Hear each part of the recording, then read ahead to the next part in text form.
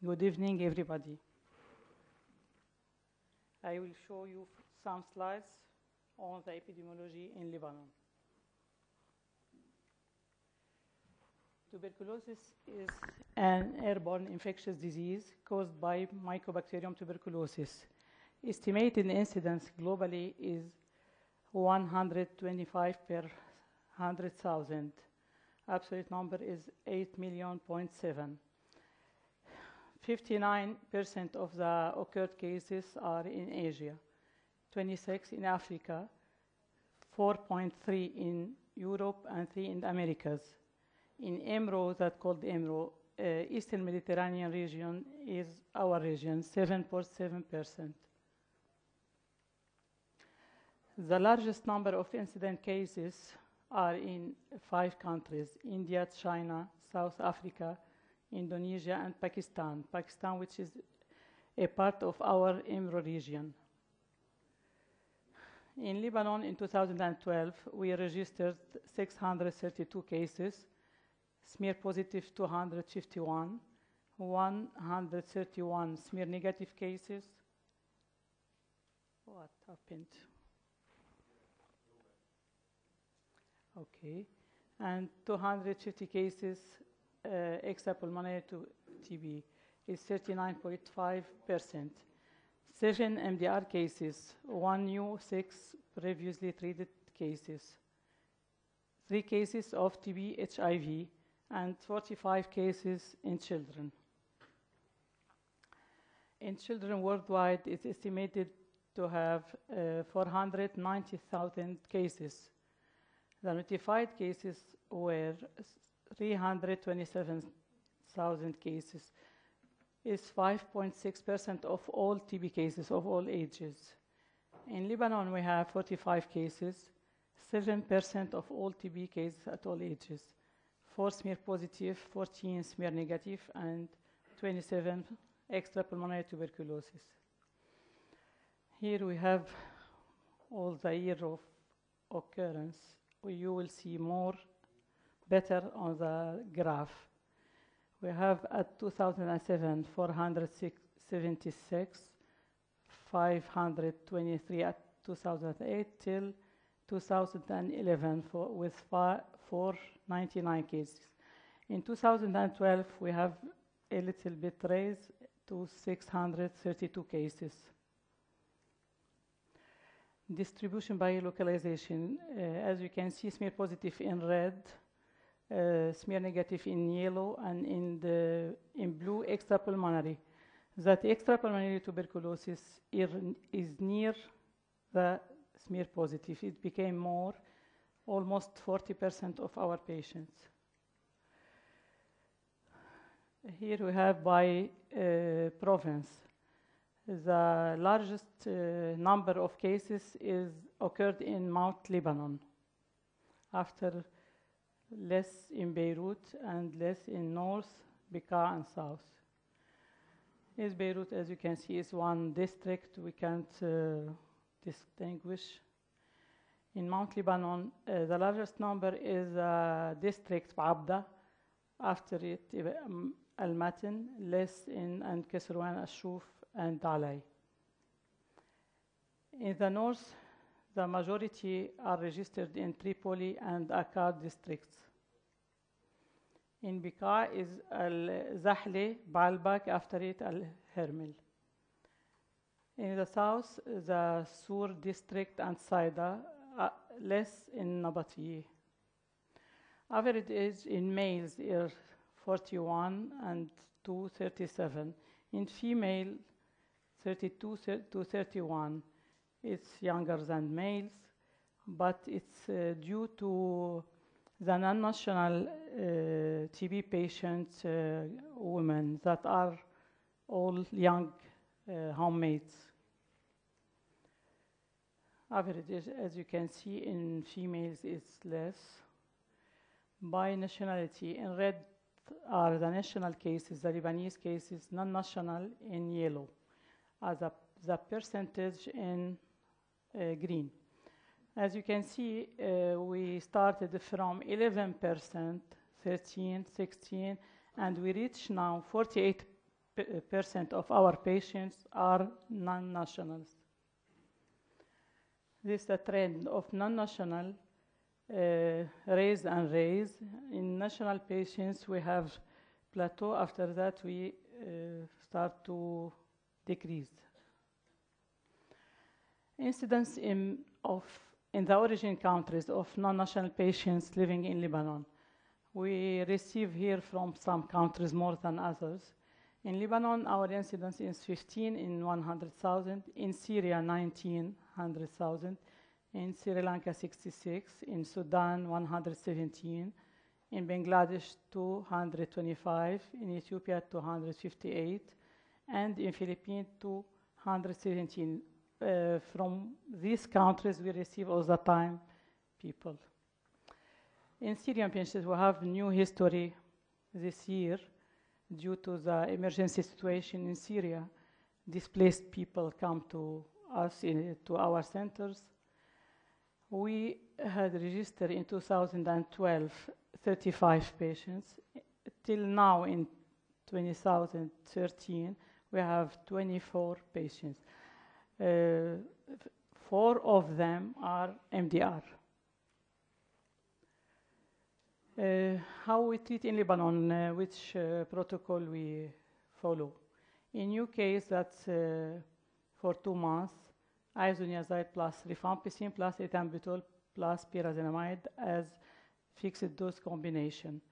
Continuation phase 4 months or more for severe for 7 months, isoniazid plus rifampicin also in fixed dose combination. Multi-drug resistant tuberculosis, as you know all, is resistant to at least rifampicin and isoniazid, with or without resistance to other first-line drugs. Extensively drug resistance is MDR plus resistant to anifluorquinolone and one injectable drug. WHO estimation worldwide, it's estimated to have 3.7% of new cases MDR, 20% of previously treated. Estimating the absolute number of cases, 310,000 cases. 60% of them are in India, China, Russian Federation. We have 27 high MDR TB burden countries, India, China, of course, and South Africa and Russia, plus Bangladesh, Ethiopia, Philippines, Latvia, Lithuania, Estonia, Armenia, Moldova, Ukraine, and others. Treatment success rate globally is 48%. In EMRO region, 44%. In Lebanon, 65%. Still under target because many non-national in MDR patient and sensitive patient leave our country before finishing their treatment. In Lebanon, we have not too much MDR. 8 MDR patients in 2005. We registered 3 in 2006, 4 in 7, 3 in 2008, 2009, 4 patients, in 2010, 7 patients, 2011, 2 patients, in 2012, 7 patients. There are 4 Lebanese and 3 Syrian. In 2013, 2 MDR, 1 Lebanese, 1 Syrian, and 1 polyresistant Lebanese.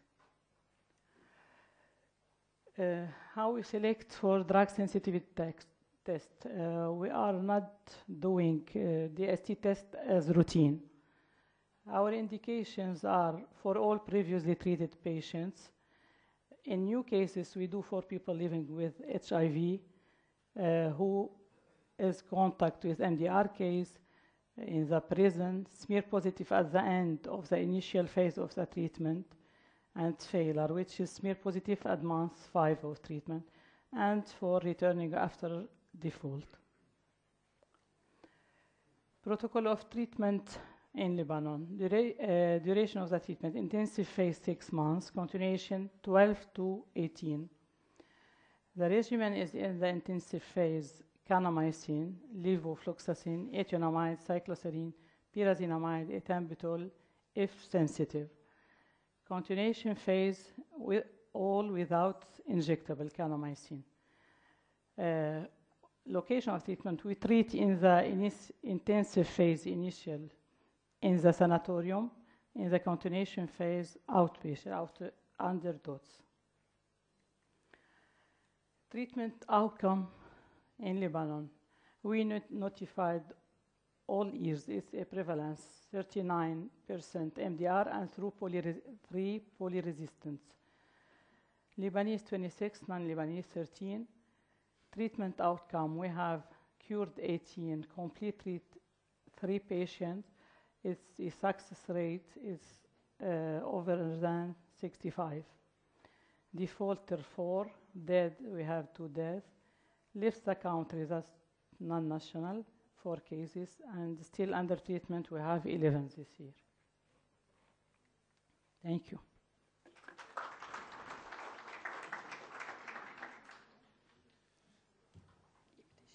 Bon, merci beaucoup. Je pense qu'on va laisser les questions pour jusqu'à la fin des interventions, tout le monde.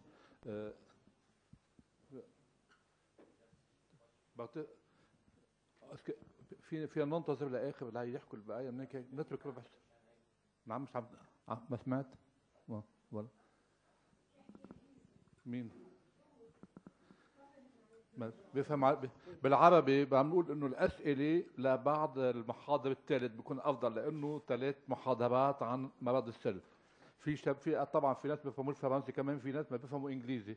كنا بنتمنى من الجمعيه اللبنانيه لامراض الصدر تراعي الشباب اللي حتى اللبنانيين اللي ما بيفهموا انجليزي، يعني المحاضر اللي ما فيهش يحكي بالفرنسي على الاقل يحط لنا سلايد تبعته بالفرنسي، بضل يلاقي بعض الزملاء يحكوا بالفرنسي. ونحن يعني طلبنا من المحاضرين اللي اجوا معنا من فرنسا يعملوا جهد يحطوا سلايد تبعاتهم بالانجليزي مشان حتى كل العالم تتابعكم، او بالعربي اذا بتعرفوا الفرنسي يعني. شكرا. Maintenant, je vais donner la parole au docteur Fadi Antoun. بعد الكلام للدكتور فادي أنطون. دكتور فادي أنطون من أشهر الأخصائيين بأمراض السل بفرنسا. C'est un grand spécialiste de la tuberculose en France. Il est chargé de la lutte anti-tuberculose à Paris et en Île-de-France. Donc, Fadi, c'est un ami, un franco-libanais. Donc, بعطيه الكلام. تفضل فادي et puis voilà. والله شتك مجروحة دكتور زين. لا مش مجروحة.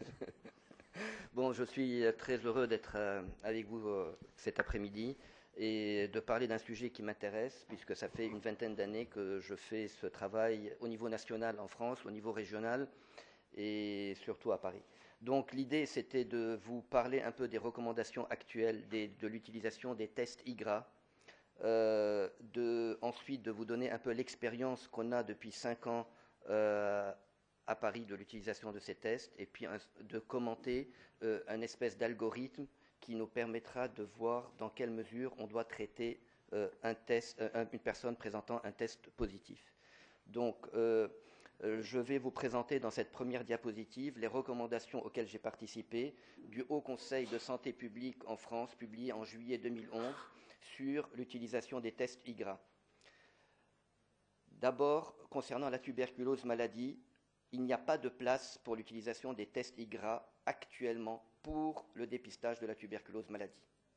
Probablement que dans un an, il y aura des nouveaux kits qui permettront, avec un panel d'antigènes assez varié, de différencier l'infection tuberculeuse de la tuberculose maladie et de constituer ainsi un test de dépistage. La maladie se dépiste par la radiographie pulmonaire, le diagnostic se confirme par des examens bactériologiques et considérons une bonne fois pour toutes que ces tests n'ont pas leur place dans la tuberculose maladie. Par contre, ils sont utiles pour le dépistage de l'infection tuberculeuse latente. Actuellement, en France, on ne recommande pas leur utilisation en dessous de 5 ans. Dans les enquêtes autour d'un cas, on peut commencer à les utiliser pour les plus de 5 ans, ainsi que pour le dépistage de la tuberculose infection latente chez les migrants. Ils sont utilisés en complément de l'intradermoréaction chez les professionnels de santé dès lors qu'ils ont une IDR tubertest supérieure à 5 mm, et ils sont préférés à l'IDR dans le dépistage de l'infection tuberculeuse latente pour les patients devant bénéficier d'un traitement anti-TNF-alpha, dans le bilan initial des personnes HIV et pour les personnes âgées. Rappelons quelque chose de très important, qu'on ne s'intéresse à la tuberculose infection latente que dès lors où elle présente un risque de devenir une maladie. Or, ce risque n'existe d'une façon significative que si cette infection tuberculeuse latente est récente, c'est-à-dire moins de 1 an, maximum 2 ans, et si la personne qui présente cette infection latente est immunodéprimée ou c'est un enfant. Ce sont les 3 cas de figure pour lesquels il y a un intérêt à les dépister pour les traiter. On ne dépiste pas une infection latente pour dire que le résultat est positif. On ne dépiste que dans l'idée de traiter une infection latente. Nous avons bâti un algorithme décisionnel qui nous permet à Paris et d'une façon générale en Île-de-France de s'occuper des infections latentes avec simplement 2 convocations. Donc vous voyez ici que la personne consulte donc, dans les enquêtes autour d'un cas. On a un sujet malade, on convoque les sujets contacts. S'ils sont convoqués à plus de 8 semaines, d'emblée on leur réalise le test quantiféron parce qu'il est plus simple à utiliser. On fait la radiographie pulmonaire pour éliminer une maladie. Si ce test est positif, on considère qu'ils sont infectés et souvent on les traite. Et si le test est négatif, souvent ça débouche sur une absence de traitement. Donc vous voyez que c'est un algorithme simple, surtout si la personne se présente 8 semaines après le dernier contact. Si la personne se présente moins de 8 semaines après le dernier contact, on fait toujours la radiographie pulmonaire d'emblée et on la convoque pour faire le test quantiféron à 8 semaines.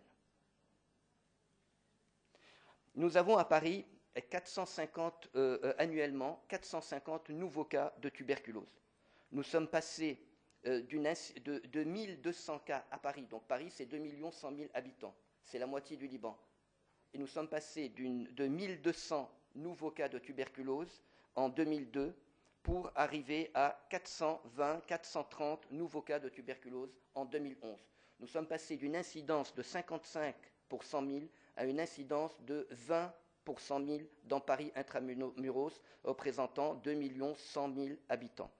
Nous faisons des enquêtes pour pratiquement l'ensemble des 450 cas index actuellement, qui débouchent sur le diagnostic de 20 à 30 tuberculoses maladies et sur le diagnostic de 300 infections tuberculeuses latentes, avec environ 3 à 4 000 sujets contacts.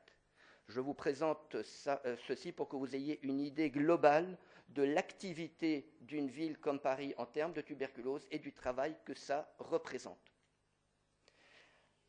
Je vais vous mettre ici en quelques diapositives notre expérience, ce qui a été publié donc, dans la Revue française des maladies respiratoires. On a fait 3 articles et qui représentent un petit peu les seuls travaux français autour de cette thématique.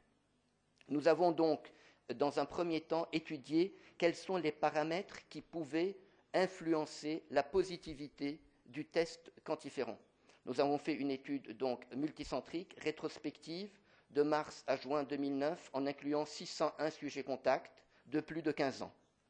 Nous avons montré plutôt, que 4 facteurs étaient significativement liés à la positivité de tests quantiféron, qui sont l'âge du sujet contact, la région de naissance, la positivité de l'examen microscopique au direct du cas index et le type de contact familial ou autre. 2 de ces paramètres sont en faveur d'une infection ancienne, donc peu susceptible de provoquer une tuberculose maladie, parce qu'elle est ancienne, la région de naissance et l'âge, et 2 sont en rapport avec une infection tuberculose latente plutôt récente, donc susceptible de se développer en tuberculose maladie, qui sont la positivité de l'examen direct et le type de contact. Dans une deuxième étude récente, nous avons essayé de comprendre est-ce que dans ces groupes de sujets contacts, on pouvait voir si l'infection latente était plus récente dans certains groupes que dans d'autres. Nous avons fait une étude rétrospective en incluant donc de mars à fin 2010 4 000 sujets contacts et on a retenu 2424 sujets contacts parce que cela présentait les 4 paramètres qui nous étaient importants d'avoir. Nous avons ensuite étudié 4 groupes homogènes qui sont le groupe familial, le groupe professionnel, classés selon l'incidence du pays de naissance. Incidence inférieure à 20 pour 100 000 et incidence supérieure à 20 pour 100 000. Nous avons ainsi obtenu 4 positivités différentes du quantiféron, 19% pour les sujets contacts familiaux nés dans des pays faiblement incidents, 30% pour ceux qui sont nés dans des pays fortement incidents, pour les contacts professionnels, 7% pour les pays faiblement incidents et 17% pour les pays fortement incidents. Ensuite, nous avons fait une analyse de ce qu'on appelle le taux moyen d'infection basale dans un pays. Nous nous sommes reportés à une publication très ancienne de Stiblo, de 1969, qui nous a permis de calculer qu'en France, ce taux moyen d'infection basale pour un âge entre 15 et 40 ans était de 4 à 6% pour des personnes nées en France. Ça veut dire quoi? Ça veut dire qu'on prend une population, des gens dans la rue, et on leur fait des tests, et on ne l'a pas fait, mais théoriquement, on devrait trouver, parce qu'il y a un taux annuel d'infection, des gens qui sont infectés, qui ont rencontré le Mycobacterium tuberculosis. Et on a comparé ce niveau d'infection basale avec les 4 incidences des 4 groupes que je viens de vous présenter. C'est-à-dire 4%, disons une moyenne de 5% par rapport à 19, par rapport à 30, par rapport à 7 et par rapport à 17, pour pouvoir apprécier, ce qui est important, c'est le caractère récent de l'infection latente, puisque c'est ce caractère récent qui permet de dire s'il y a un risque réel de passer de l'infection à la maladie. Pour exemple, dans cette salle, il y a 30, 40 personnes d'entre nous, qui sont infectées par Mycobacterium tuberculosis, puisque nous sommes des professionnels de santé. Ce n'est pas pour autant qu'on va tous se jeter sur un traitement pour l'infection tuberculeuse latente, parce qu'on considère comme acquis que cette infection est ancienne et qu'elle a peu de risques de se développer vers une tuberculose maladie, puisqu'elle ne l'a pas déjà fait. Donc, il s'agit chaque fois que l'on s'occupe de l'infection latente de considérer si oui ou non elle présente un caractère récent. Et ainsi, on a pu déterminer que pour les sujets professionnels moins de 40 ans nés dans des pays faiblement incidence, le taux d'infection récent est de 15 à 40% pour les sujets contacts professionnels. Il est de 68 à 80% pour les sujets contacts familiaux. C'est la différence entre le taux basal et le taux de positivité dans le groupe. Pour les personnes nées dans des pays fortement incidents, le pourcentage d'infection récente est de 6 à 18% pour les professionnels et de 43 à 50% pour les sujets contacts familiaux. Ainsi, par la suite, nous avons donc pu retrouver que finalement, un sujet contact familial né dans un pays faiblement incident était un vrai sujet à risque. Et nous avons suivi, dans une 3e publication, les sujets qu'on a traités pour essayer de comprendre qu'est-ce qu'ils sont devenus une fois qu'on les a traités. Et là, nous avons fait une étude multicentrique, pareil, en incluant les sujets contacts d'un cas de tuberculose maladie, et nous avons ainsi inclus 1072 sujets contacts. Le but était d'évaluer le nombre de personnes infectées lors de la première phase de dépistage, ainsi que le nombre de tuberculose maladie et les perdus de vue lors de la dernière phase. Nous avons étudié les différents types de contacts, et comme dans toutes les enquêtes, en tout cas dans les pays, on va dire, développés, il y a peu d'enquêtes proportionnellement familiales. On est à 31%, et beaucoup d'enquêtes non familiales, parce qu'on s'intéresse beaucoup à tout ce qui peut approcher la personne pour des raisons de sécurité et pour des raisons probablement de crainte sociale, qu'il n'y ait pas une tuberculose qui échappe. Nous avons ensuite déterminé le taux de positivité qui est toujours de 15%, c'est-à-dire en gros, quand on utilise le test quantiferon, qui est un des deux tests IGRA utilisés, il y a le quantiferon et le test T-spot-TB, on a toujours, depuis 5 ans, le même taux de positivité à Paris dans nos sujets contacts. Donc sur 1072 sujets contacts, 165 sont quantiférons positifs, c'est-à-dire 15% de positivité, et on a traité à peu près 60%, 96% de ces quantiférons ont été traités. Alors, pourquoi ceux qui n'ont pas été traités n'ont pas été traités? En fait, pour certains, 16, on ne savait pas. En fait, on n'a pas bien renseigné. Mais un grand nombre avaient déjà une infection tuberculeuse ancienne probable ou une tuberculose maladie. Et du coup, ils n'ont pas été traités parce qu'on a considéré que leur infection était probablement ancienne.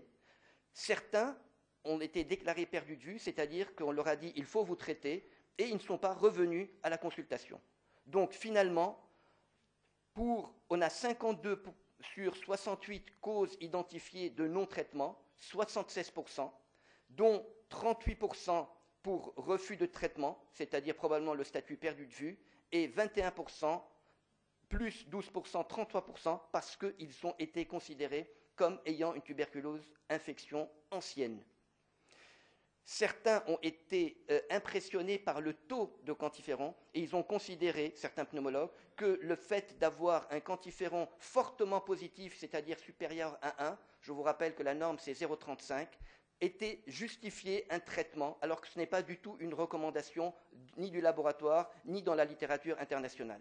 C'était le seul paramètre qui influençait la décision de traiter ou pas. Sur un suivi de 1 an, à 18 mois, nous avons 45% simplement des sujets que l'on a pu revoir à 1 an.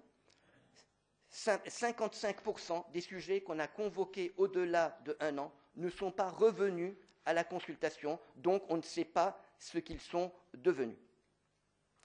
Donc c'est l'algorithme en fait qui permet d'analyser l'ensemble de notre action sur les 1072 sujets contacts, 15% de quantiférons positifs, 4 tuberculoses de maladies dépistées sur la première phase. Ensuite, sur les 165 quantiférons positifs, 60% de traitement, 40% de non-traitement. Sur 1 an, à peu près 55% sont perdus de vue, donc 45% reviennent. On n'a aucune tuberculose maladie sur 1 an. Sur les personnes non infectées, c'est-à-dire quantiférons négatifs, il n'y a pas eu de traitement. Et pareil, autant ont été perdus de vue. En discussion, ces travaux confirment l'ensemble un peu de nos résultats, à savoir que dans les enquêtes autour d'un cas, comme dans la littérature, on dit qu'il y a 20% de sujets infectés. Comme le test quantiférons est plus spécifique que l'IDR, on a 15% de quantiférons positifs. Le type de contact le plus représenté, c'est le milieu professionnel, 35%. Malgré l'utilisation des tests de libération, c'est-à-dire les tests IGRA, seuls 60% des sujets contacts ont bénéficié d'un traitement, alors qu'on aimerait que ça soit un peu plus, et il n'y a pas de variable statistiquement reliée à la décision de traiter ou pas. Malgré la simplification de l'algorithme, on a un pourcentage de perdu de vue très important, de 55% à 1 an, sans qu'il soit relié à tel ou tel paramètre. Il n'y a pas eu de tuberculose maladie lors de cette deuxième phase de dépistage. En conclusion, seule la première phase de dépistage présente un enjeu pertinent pour le diagnostic des tuberculoses maladies.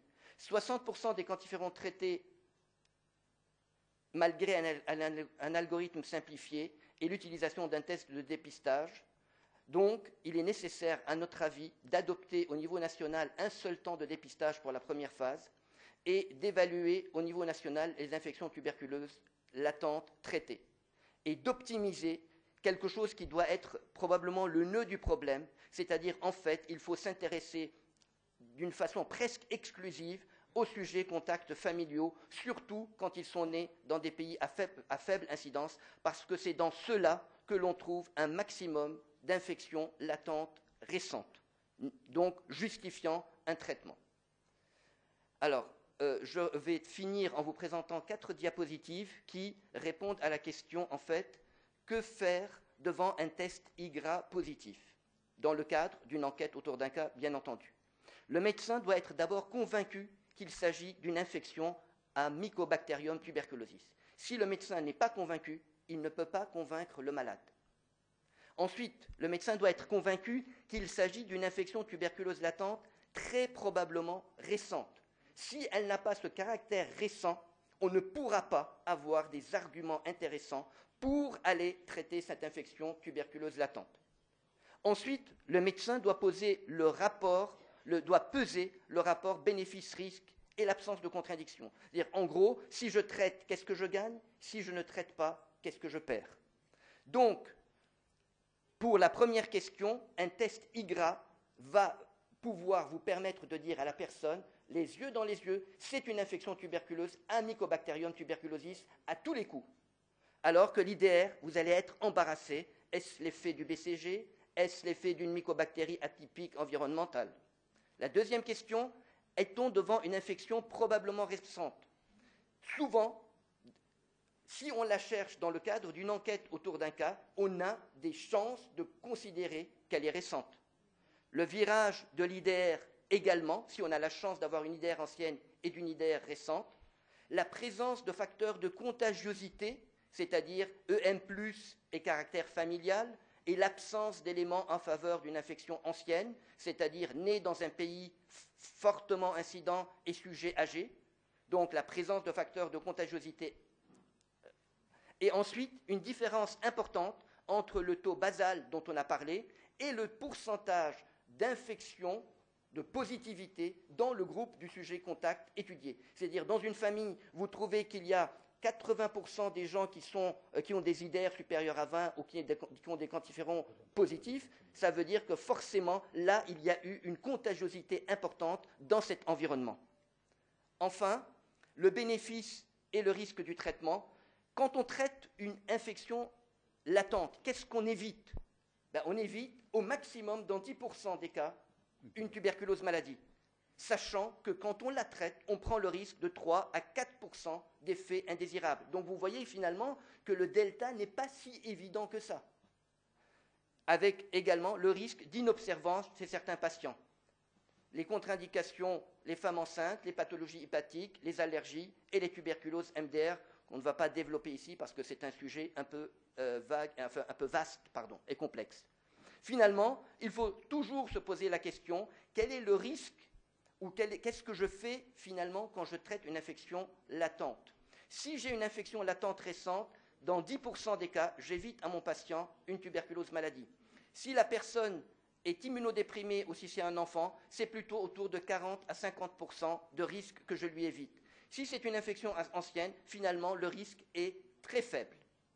Donc, je finis avec ça, il faut analyser la situation, savoir si on est vraiment dans une indication de traitement ou pas, c'est-à-dire est-ce qu'on a une infection latente récente, donc un caractère familial, ou avec un contact important avec la personne malade, ou bien une infection plutôt ancienne, c'est-à-dire une exposition peu importante chez des gens qui ont d'autres risques d'avoir été infectés. Je vous remercie. Merci Fadi pour ce brillant exposé. Comme j'ai dit tout à l'heure, les questions seront après la troisième conférence, celle de notre ami Ben Khadr. Je demande à Francis de venir se joindre à nous. Professeur Khoury, tfaddal. Nous allons enchaîner avec la dernière conférence de cette session avec le professeur Ali Ben Khadr, mon maître et cher ami. C'est le chef de service de l'hôpital, service de pneumologie de l'hôpital Ariana, président de la Commission nationale de lutte antituberculeuse en Tunisie, coordinateur de l'espace francophone de pneumologie, secrétaire général de l'UMPT et président d'honneur de la Société tunisienne des maladies respiratoires. Je vous donne la parole. Merci mon cher ami. Bon, on va passer à autre chose, peut-être parler de nouveautés thérapeutiques dans la tuberculose. Ce n'est pas une nouveauté de traitement, c'est une nouveauté thérapeutique. Alors, la première question qui peut se poser à nous, c'est quoi de neuf en fait? Alors, le quoi de neuf, quand on voit ce qui se passe au niveau des Big Four, des sociétés nationales qui tournent le dos réellement à la tuberculose, on peut se poser des questions de savoir si les nouveautés peuvent avancer. Parce que regardez bien les sigles il n'y a absolument pas la tuberculose, elle est totalement absente. Et je peux vous dire que dans ces sociétés-là, c'est grâce au groupe de travail de la tuberculose qu'ils sont poussés à faire quelque chose. Mais ce qu'ils oublient, c'est que la tuberculose est l'épouse de l'humanité. Pour ceux qui ont eu le plaisir, comme moi, de lire le traité de Delarue de 1947, il insistait sur le fait que la tuberculose ne quitterait le monde que si l'humanité le quitte. C'est pour cette raison qu'il faut absolument, pour ceux qui sont actuellement en charge des programmes, ne jamais penser qu'ils ont gagné la partie, parce que si vous pensez que vous avez gagné la partie, tout relâchement se paye cash par une augmentation de la prévalence et de l'incidence. Alors regardez bien ces chiffres-là qui me paraissent intéressants, alors que les Big Four, les sociétés nationales qui s'intéressent, n'apportent pas. Regardez le nombre d'articles en 2009 qui ont été publiés, 6044 articles. Et quand on voit au niveau de la recherche, il y a 75 articles de référence en matière de recherche de tuberculose qui se publient. Pour vous dire combien la tuberculose est intéressante, combien elle pose de problèmes pour l'avenir. Alors regardez, j'aime bien vous montrer cette plaque, et le secret est là. Le secret est là, non pas que pour nous, mais pour le Liban, pour la Tunisie, pour tous les pays. Quand on dit que la tuberculose est estimée à 9,27 millions, quand madame tout à l'heure disait qu'elle avait 642 tuberculeux, en fait les 642 tuberculeux, ils ne représentent que 55% de l'ensemble des tuberculeux qui sont diagnostiqués. Vous avez à peine 4,1 millions de tuberculeux qui sont rapportés. Tout le reste des tuberculeux sont là. Ils sont là, et c'est ceux-là qui vont nourrir la partie apparente de l'iceberg, et ce qui explique que justement avec tous les efforts qui se font, actuellement nous restons toujours dans les mêmes prévalences et dans les mêmes incidences. Ce qui encore ajoute un peu plus à l'idée qu'il fallait apporter de nouvelles thérapeutiques, c'est ce problème de résistance. Vous voyez, malgré les progrès pour réduire l'incidence globale, l'émergence de la tuberculose multirésistante, de la tuberculose ultra-résistante durant ces dernières décades est devenue inquiétante. D'ailleurs, je voulais dire à Mme Ayoub tout à l'heure qu'en fait, au Liban, actuellement, on a une prévalence de 15 pour 100 000.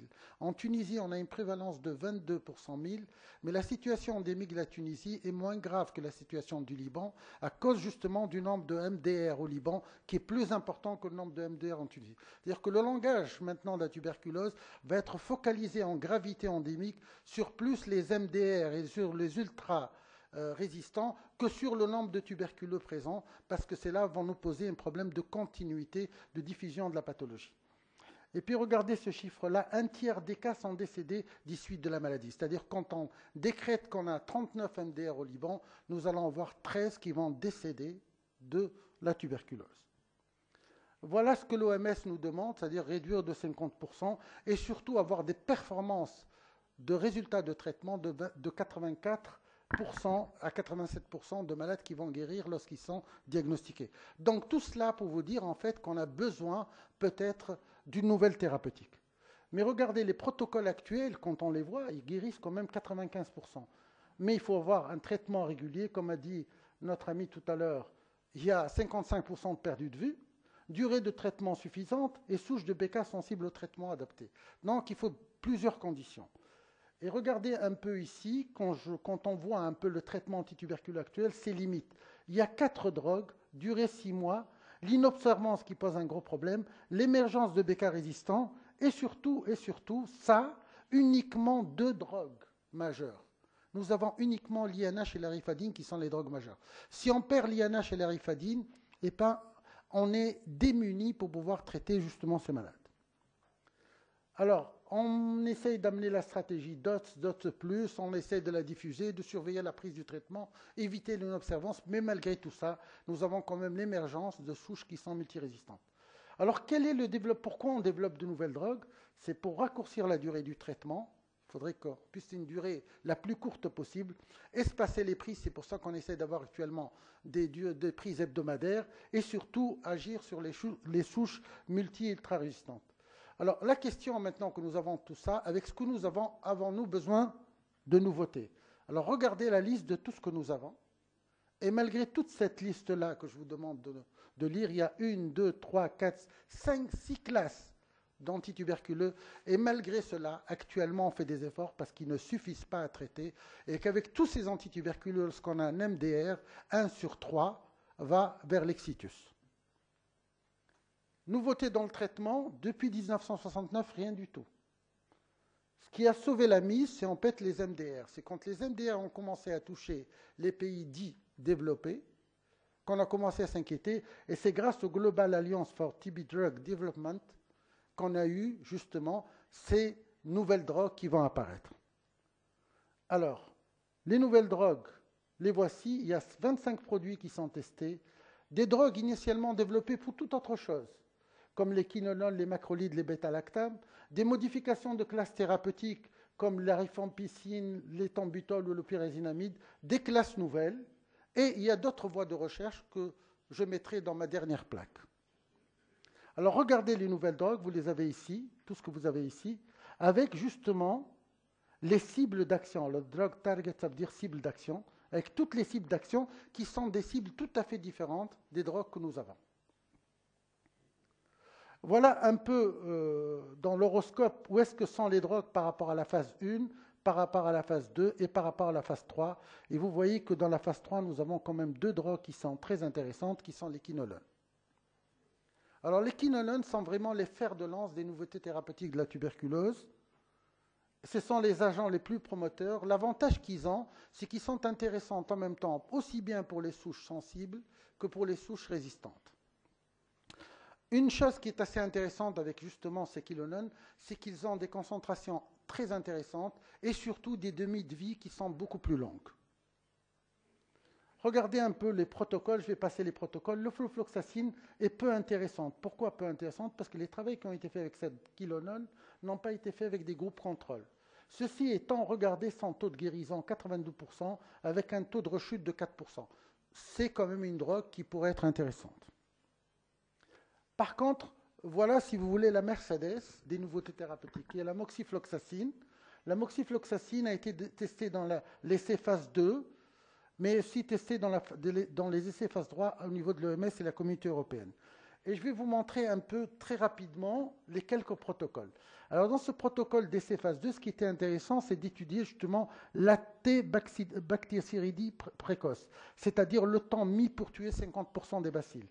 Et quand on voit l'étude à J0, J2 et J3, J5 par rapport à l'INH et par rapport à la rifampicine, on voit que la moxifloxacine a une activité bactéricide qui est similaire aux deux autres.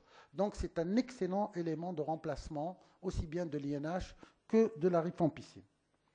D'un autre côté, dans cet essai-là, qui est un protocole de monothérapie, dans cet essai-là, qui est un essai de traitement, pas un essai de protocole de monothérapie, on a traité 38 patients, dont 4 avec une tuberculose multirésistante, associés bien sûr à d'autres drogues, aux 3 antituberculeux actifs.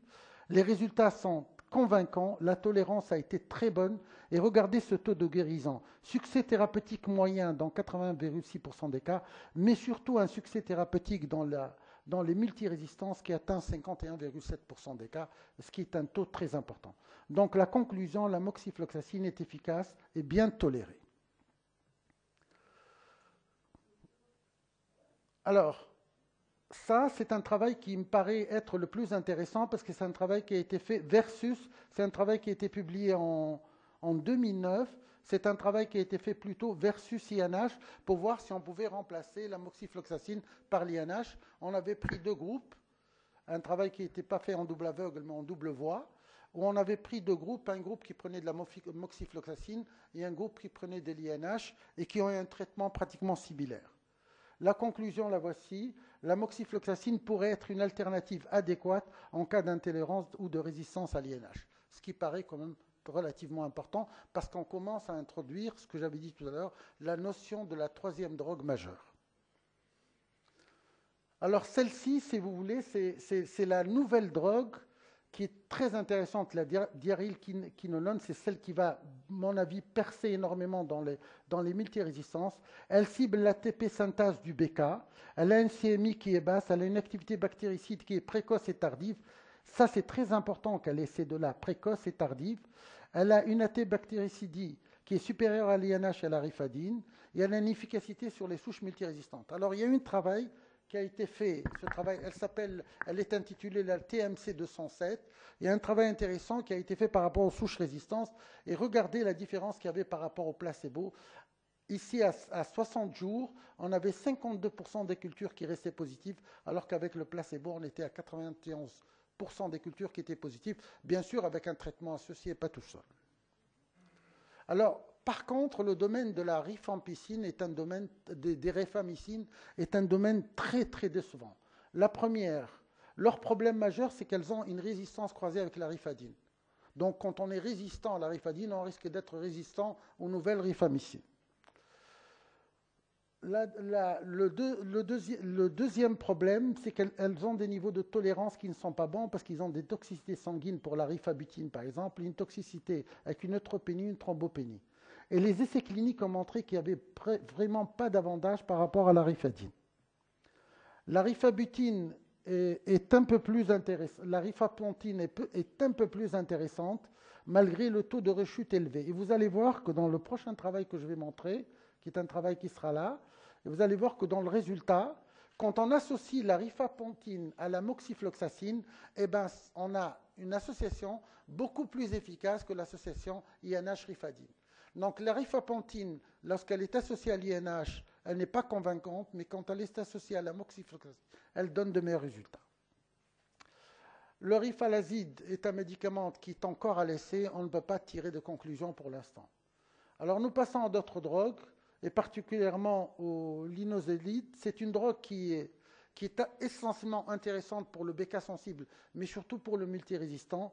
Le grand problème de ces drogues, qui sont des drogues pour lutter en fait contre les infections, pas opportunistes, les infections hospitalières, ont des gros problèmes de toxicité hématologique et de toxicité neurologique. La seule chance que nous avons, c'est peut-être, vu leur CMI qui est basse, la possibilité de diminuer les doses. La deuxième drogue de la même famille, la PNU 10048, serait plus active sur le BK. Elle est encore au stade de phase 1, donc on ne peut pas se permettre de tirer des conclusions. L'autre famille de drogues, qui sont les nitroimidazoles, premier produit de collaboration publique-privée dans la recherche, mécanisme double d'action, inhibition de la synthèse protéique et celle des antigènes. À l'étape préclinique, les résultats sont prometteurs. Alors, ce qui est intéressant, c'est surtout ça, c'est l'activité bactéricide sur le BK et sur le sensible et sur les souches de MDR. L'autre effet aussi intéressant, c'est son activité sur le BK quiescent. Et ça, c'est très important pour éviter, dans certains cas, justement, la réinfection tuberculeuse. Les diamines, qui sont vraiment de très très nouvelles molécules. Alors les diamines sont issues de l'éthambutol. Ce sont des molécules qui sont dérivées de l'éthambutol. Leur effet très important, elles sont bien sûr encore au stade expérimental, c'est qu'elles ont un excellent pouvoir bactéricide rapide et une bonne diffusion cellulaire et une demi-vie qui est intéressante. Donc là, on commence déjà à reproduire de nouveau des anciens produits à qui on donne un new look. Les pyrrolones, qui est la LL3858, peu d'informations sont disponibles. Tout ce qu'on sait, c'est qu'elle a une activité stérilisante chez la souris. Actuellement, elle est en phase 1 d'essai. Voilà les trois molécules aussi, les toutes dernières qui sont en cours d'études précliniques. Il s'agit de la benzothiazinone, de la dinitrobenzamide, du VI 9376 de la famille des nitro quelque chose. Alors, leur intérêt, c'est qu'ils ciblent justement quelque chose de très nouveau, qui est la DPER1 épimérase, et qui inhibe ainsi la synthèse de la rabinase, composée essentielle de la paroi mycobactérienne. C'est-à-dire que leur effet est un effet antimultiplicateur du bacille, qu'il soit résistant ou sensible. C'est aussi une voie prometteuse pour la lutte contre la tuberculose MDR. Ces molécules sont très actives contre les souches MDR ultra-résistance de mycotuberculosis. Voilà un peu le cheminement des drogues et vous voyez en fait que les drogues qui sont en phase 3, qui sont les plus intéressantes, sont les quilonones et le grand espoir actuellement porte sur la moxifloxacine qui me semble être le plus prometteur de toutes les drogues et qu'il y a dans le pipeline quand même un certain nombre de drogues qui vont apparaître et dans je vous avais monté tout à l'heure, le diarylquilonol qui est le TMC 2007. Par ailleurs, qu'est-ce qu'on peut dire? Sur le plan de la prévention, c'est le développement des vaccins de la tuberculose. Vous avez certaines nouveautés des vaccins qui se développent. Les vaccins protéiques, ce qu'on appelle le subunit vaccine, qui est le sous-unité protéique de vaccin, qui est un vaccin très intéressant. Les recombinants du BCG et les vaccins à partir du DNA. Et vous allez voir que Actuellement, ça a donné naissance à un vaccin qui me semble être le vaccin de l'avenir. C'est le MVA85A qui est actuellement à l'essai. Il y a des travaux de l'OMS qui ont été faits. Il semble excellemment prometteur. Il augmenterait le nombre de cellules T sécrétant l'interféron gamma, mais surtout, il a un très bon profil de sécurité et une tolérance comparable au vaccin qui était déjà utilisé, c'est-à-dire le BCG. Les stratégies thérapeutiques, je reviendrai au principe du traitement de la tuberculose multirésistante, c'est un minimum de 5 médicaments associés à une plus grande probabilité de succès. Voilà un peu le cheminement des médicaments. Une première phase durée de 8 mois, une deuxième phase durée de 18 mois, et essentiellement, au départ, il y a toujours un produit injectable associé à 4 autres. TB plus VIH, les nouveautés, c'est les guidelines qui sont sortis. Il y en a 3 en fait, celui de l'OMS, celui du NHS et celui du CDC.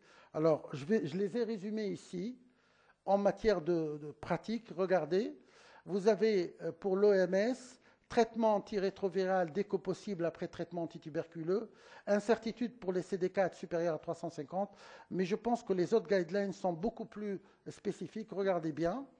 Si vous avez des CD4 inférieurs à 100, il faut commencer le traitement antirétroviral après 2 semaines du traitement tuberculeux. Si sont entre 100 et 200, c'est juste après les 2 mois. Plus de 200 pendant la phase de maintenance. Plus de 350, ils peuvent être recommencés même à la fin du traitement antituberculeux. Ça a été utilisé grâce à 2 grandes études qui ont été menées. Une étude qui a été menée au Cambodge qui s'appelle l'étude Camellia, une autre étude qui a été menée en Afrique du Sud. Les autres voies de recherche, c'est les agents des voies métaboliques spécifiques du BK, les agents ciblant les gènes responsables de la virulence du BK, et surtout cette voie-là, la nouvelle méthode d'administration à travers les liposomes, c'est une méthode qui a été déjà utilisée en cancérologie, c'est une méthode d'utilisation ciblée du produit, et cette méthode est encore d'utilisation pour avoir une efficacité très grande des antituberculeux.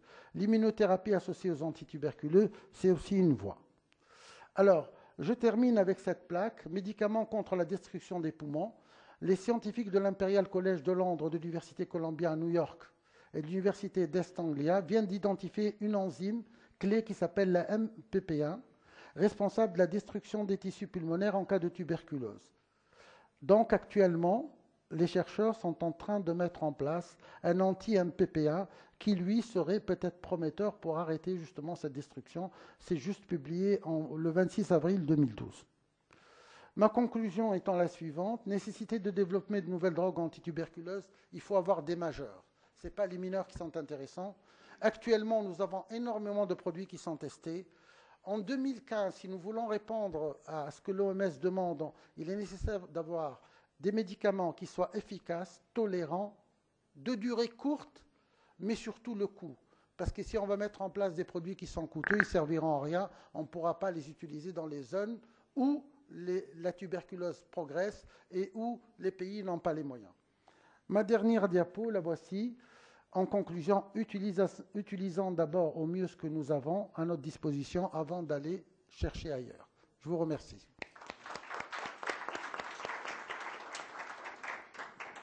Merci Ali, merci à tous les orateurs d'avoir respecté le temps de parole. Nous disposons d'un quart d'heure pour poser toutes les questions à ces 3 orateurs. Oui, bonjour. J'ai une question pour le professeur Bendakar. C'est à propos d'une de ses premières diapositives, l'iceberg. L'iceberg est très enfoncé. Est-ce que dans la stratégie, c'est beau traiter, mais est-ce qu'il y a des efforts qui se font pour tenter de dépister ces potentiels tuberculeux-là? Est-ce que c'est possible de le faire? Oui, c'est très possible de le faire. C'est justement très possible de le faire, comme l'a montré tout à l'heure mon ami. Par exemple, le quantiféron est un moyen de dépistage pour le faire, mais il y a d'autres moyens de dépistage pour le faire parce que ça touche des populations à risque. Je ne sais pas si vous avez regardé le fond de l'iceberg, j'avais mis sujet contact qu'il faut aller chercher, j'avais mis prisonnier qu'il faut aller chercher, j'avais mis immigrants qu'il faut aller chercher, c'est-à-dire ce qu'on appelle en termes de guerre les poches de résistance. Car on ne peut lutter contre l'endémie tuberculeuse qu'en essayant de neutraliser les poches de résistance. Si vous ne neutralisez pas les postes de résistance, eh ben, le haut de l'iceberg sera complètement nourri par ce qui va arriver de dessous. Et c'est pour cette raison que j'ai mis cette partie. En fait, elle est disproportionnée. La partie haute est plus importante que la partie basse. Mais la partie basse, c'est une proportion, si vous voulez, d'effort à faire. L'effort de la partie haute est très faible à faire. Parce que celui qui va venir à la partie haute, c'est quelqu'un qui va avoir des symptômes. Il va cracher, il va avoir son hémoptysie, il va avoir plein de symptômes qui sont significatifs, il va avoir des modifications radiologiques. Ça va vous pousser à demander la bacilloscopie. Mais celui qui est en bas de l'iceberg, il faut aller vraiment le chercher et faire des efforts pour pouvoir diagnostiquer la maladie et éviter sa dissémination. Parce que chaque tuberculeux qui arrive déjà à l'hôpital a déjà contaminé 10 avant lui. Ce n'est pas l'hôpital qui est contaminant, c'est avant qu'il n'arrive.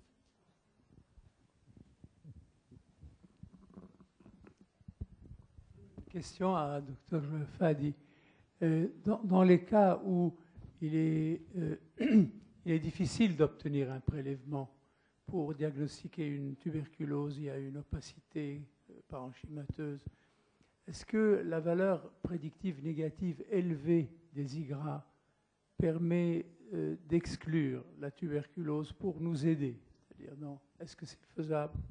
Oui, merci, Dr Khoury. Oui, effectivement, je n'ai pas abordé un peu disons, j'ai voulu avoir un raisonnement un peu schématique et didactique, c'est-à-dire, en gros, laisser penser que les tests IGRA actuellement, dans leur phase actuelle, permettent d'aider dans la tuberculose maladie, est un message qui aurait tendance à une surutilisation dont malheureusement on en pâtit. C'est-à-dire actuellement, les 3/4 des tests IGRA sont utilisés à tort et à travers. Mais dans le raisonnement que vous tenez, il y a effectivement une place, c'est-à-dire en gros, quand on a dans un pays faiblement prévalent, ils ont, disons, compte tenu de leur sensibilité très bonne et de leur spécificité excellente, une forte valeur prédictive négative. C'est-à-dire quand on est dans un contexte, par exemple, de pleurésie ou dans un contexte d'adénopathie médiastinale, on peut s'aider pour éliminer une tuberculose. C'est-à-dire une atteinte hilaire quantiféron négatif a plus de chances d'être une sarcoïdose, par exemple. Tout à fait. Mais bon.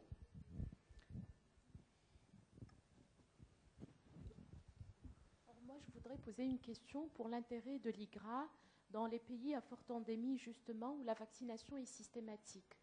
Tout à fait. Alors, là aussi, l'intérêt de l'IGRA, d'une façon générale, dans des pays à forte prévalence ou à forte incidence de tuberculose, est un intérêt extrêmement limité. Parce que quand on dit un pays à forte incidence, on dit souvent un pays à faible revenu. Or, dans un pays à forte incidence avec de faibles revenus, on est dans une phase de dépistage de la maladie et encore, je dirais, de la maladie excrétrice de BK. C'est-à-dire, en gros, qu'est-ce qui se passe? Mais ça, le professeur Bentreder le dira mieux que moi. C'est-à-dire, qu'est-ce qu'on fait? On met des dispensaires où on dépiste du BK au direct pour cacher la chaîne de la transmission. Pour casser la chaîne de la transmission. On n'est pas dans une phase qui est une phase très avancée, où on a très peu de tuberculose et où il faut aller chercher la partie encore très immergée de l'iceberg qui sont les infections latentes.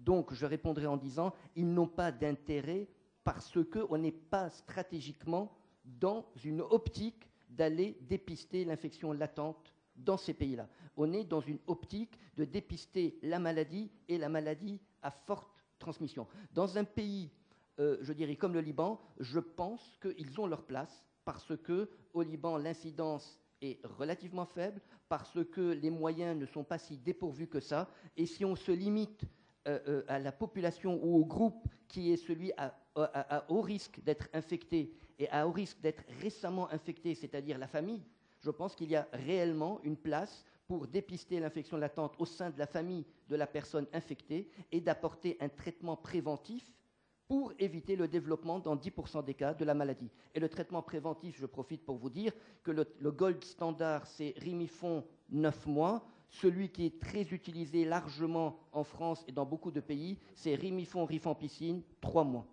Voilà, j'en ai pas parlé parce que ce n'était pas non plus tellement l'objet, mais voilà, donner Rimifon rifampicine sur 3 mois, ça peut être intéressant.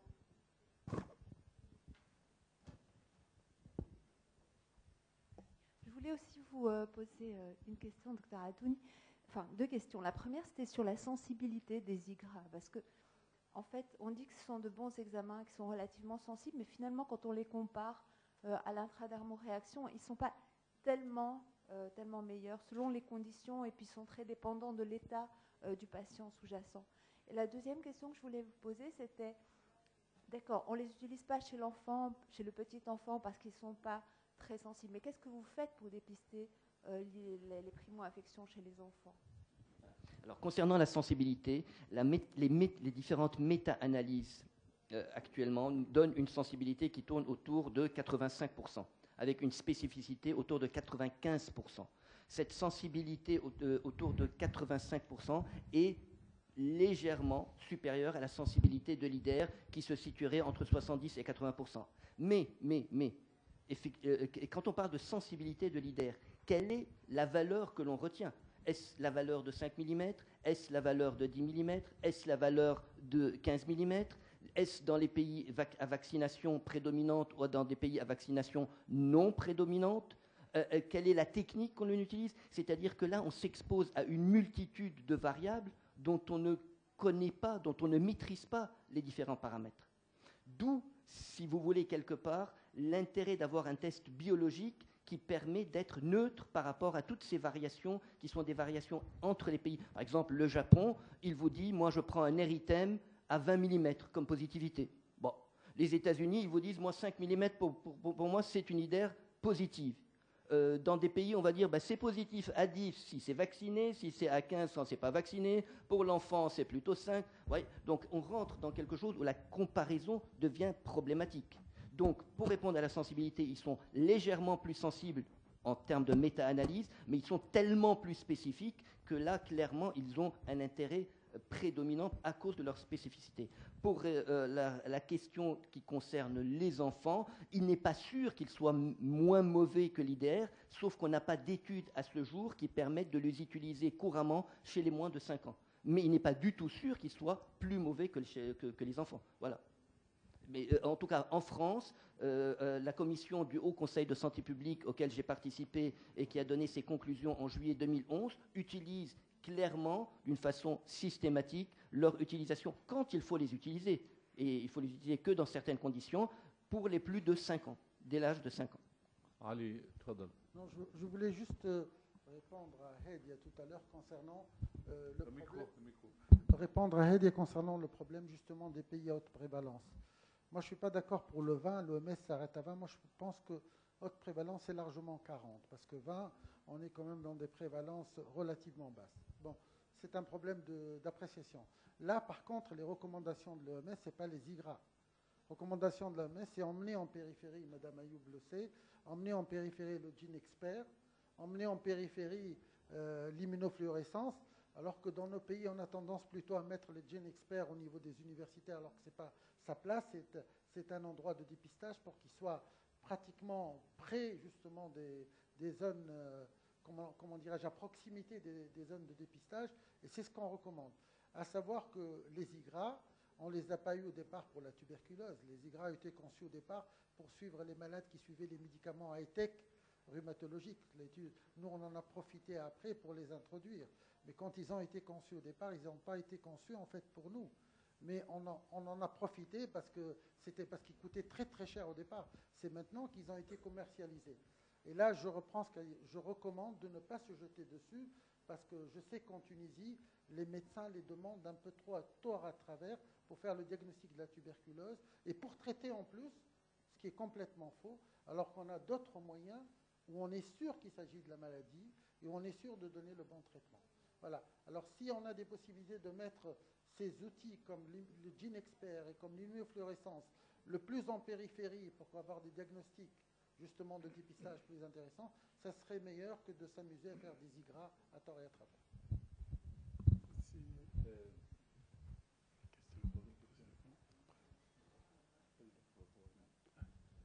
Il était bien de rappeler qu'effectivement, les tests IGRA, les tests interférents n'ont aucun intérêt dans le diagnostic de la tuberculose maladie. Mais qu'en est-il des tuberculoses extra-respiratoires ? Ça rejoint le même objectif. C'est-à-dire, en gros, les tests IGRA mesurent quoi? Ils mesurent une infection à Mycobacteries tuberculosis. Point.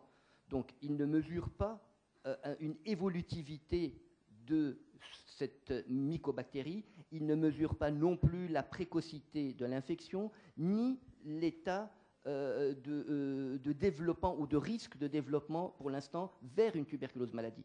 Donc, quand on fait un test IGRA, on dit cet organisme a rencontré Mycobacterium tuberculosis. Point. Or, l'organisme qui a rencontré Mycobacterium tuberculosis, par exemple, en Afrique subsaharienne, c'est 90% des personnes ont rencontré Mycobacterium tuberculosis. Actuellement, dans cette salle, on est la moitié à avoir rencontré Mycobacterium tuberculosis. On l'a rencontré parce qu'on est des professionnels de santé. Donc, ce que je veux dire par là, avoir un IGRA positif dans un contexte non évocateur de quelque chose n'a pas d'intérêt. Il a un intérêt, comme l'a souligné le professeur Khoury, c'est-à-dire, par exemple, de dire, est-ce que sur une image, si je fais ce test, et si ce test est négatif, est-ce que ça m'éloigne du diagnostic de la tuberculose? Ça, oui. Est-ce que dans un contexte, par exemple, d'altération de l'état général, dans une population où il y a de la tuberculose, ça apporte quelque chose? Je pense que non.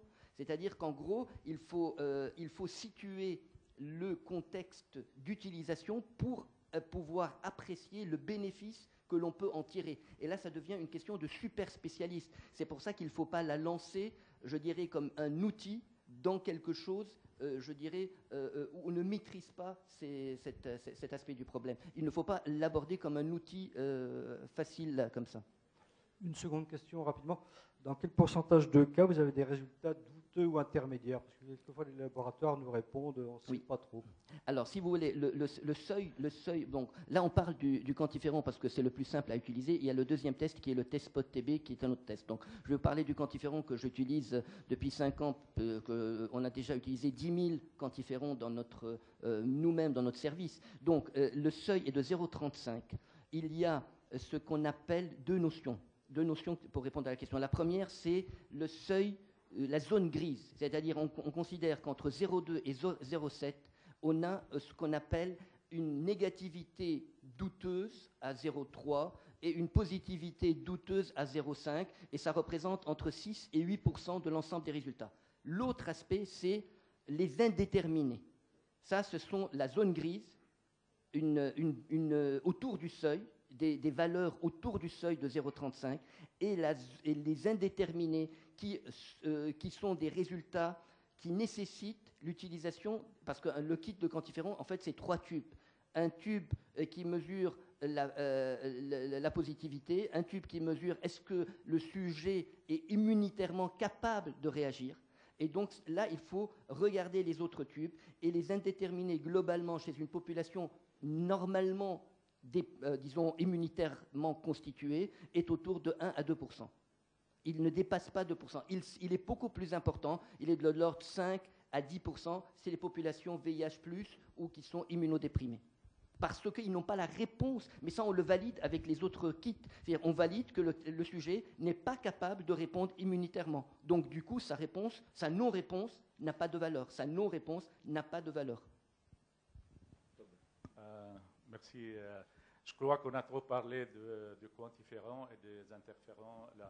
C'est une histoire qui date depuis 10 ans, vous le savez. Là, je ne sais pas pourquoi toute cette discussion là, actuellement pour 5% en plus ou 10% en moins.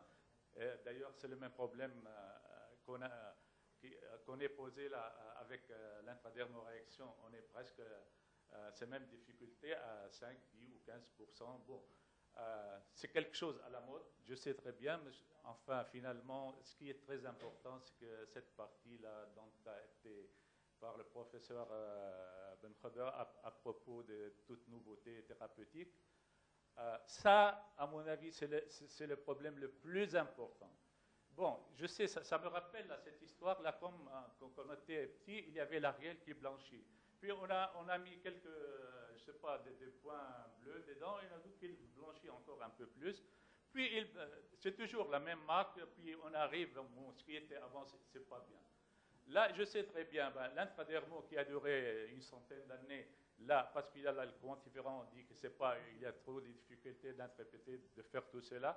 Je crois qu'elle est toujours valable. On a beaucoup d'expérience qu'avec le quantiférant. Et c'est sûr, dans quelques années, ou peut-être l'année prochaine, il y aura un autre quantiférant, entre parenthèses, qui dit, bon, il est mieux que notre quantiférant. Bon, pour enfin, finalement, cette histoire des thérapeutiques nouvelles, je crois qu'on est un peu déçu. Moi, personnellement, je suis un peu déçu. Je travaille avec l'OMS. Déçu pourquoi? Parce qu'on parle toujours, on a parlé des vaccins. Là, les vaccins dont vous avez dit, ça a été utilisé en Afrique du Sud, ça n'a pas marché. On disait que le prochain vaccin va être utilisé en 2018. Je crois que ça va être pour 2020 ou 2025. Pour les médicaments, tous les médicaments qui ont été là testés, utilisés, c'est parce que, comme il a dit notre ami, parce qu'il y a maintenant cette histoire de la multirésistance, la MDR, et ce n'est pas parce qu'on traite une tuberculose banale. Bon, il paraît qu'il y a beaucoup de médicaments qui sont utilisés actuellement, enfin, qui sont dans les phases 2 ou 3 dans les MDR, ils donnaient pas mal de résultats dans la tuberculose sensible. Mais il y a une chose, c'est que vous avez évoqué la rifampicine, qui est actuellement, enfin, le succès de la rifampicine, c'est dans le traitement préventif, dans la chimioprophylaxie des infections tuberculeuses, qui est utilisée pendant 3 mois, une fois par semaine avec le Rimifon. Ça, c'est évident. La deuxième, on a parlé, moi, il y a peut-être 1 ou 2 mois, j'ai reçu quelque chose de la d'un médicament qu'on appelait la bédaquiline, qui est enfin, il disait beaucoup de choses, surtout nos amis américains, parce que tout ce qui vient d'Amérique, c'est quelque chose d'extra. Il disait qu'il va être enfin, comme la découverte de la RIFA dans les années 60, là, il va être actuellement l'antibiotique le plus puissant, que ce soit du point de vue MDR ou XDR ou bien la tuberculose sensitive. Comme je vous l'ai dit, c'est la bédaquiline. Pourquoi il est accepté directement en Amérique? Ça a été certifié, tout cela. On sait très bien qu'il a RIFADI parce qu'il est italien, il est resté peut-être 10 ou 15 ans pour que ce soit certifié par nos confrères américains. Il paraît que ça vient de l'Amérique, il est certifié. Et on parle beaucoup de choses. On commence à parler de traitement de 2 ou 3 mois pour la tuberculose sensitive. Merci. Bon, merci. Je vais poser une petite question au docteur Hiam Yacoub. J'ai écouté avec intérêt votre exposé et surtout sur la répartition des cas de tuberculose au Liban. J'étais surpris de voir que c'est au moins le Liban qu'il y en a le plus, alors qu'on aurait pu envisager que ce soit dans le Bekaa ou dans le Sud qu'il y en ait un petit peu plus. La deuxième question, c'est que est-ce qu'il y a une politique de santé en France, du contrôle, au Liban, pour les travailleurs étrangers qui viennent ici, qui travaillent dans toutes les maisons pratiquement, et surtout maintenant avec l'afflux de nos amis, nos voisins syriens. Est-ce qu'il y a une politique, si vous voulez, de dépistage de tuberculose dans ces populations qui sont relativement à risque parce qu'ils vivent souvent dans des conditions de misère? Je ne sais pas si vous suivez ma question en français ou vous voulez que je dise en arabe. D'accord.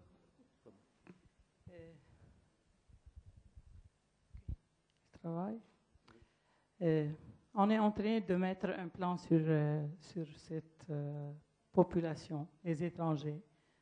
On travaille sur ce plan. Donc, il n'y a pas de programme pour le moment, il n'y a rien pour le moment. Quoi? Il n'y a rien pour le moment.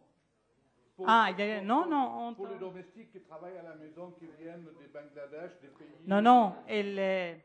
Quand ils arrivent au Liban, on fait le dépistage, le IDR, la radio, et on traite préventivement. Mais il faut faire plus que ça. La session a été riche et bien discutée, donc on est obligé de conclure. On remercie les orateurs pour la clarté de l'exposé et le public pour avoir assisté.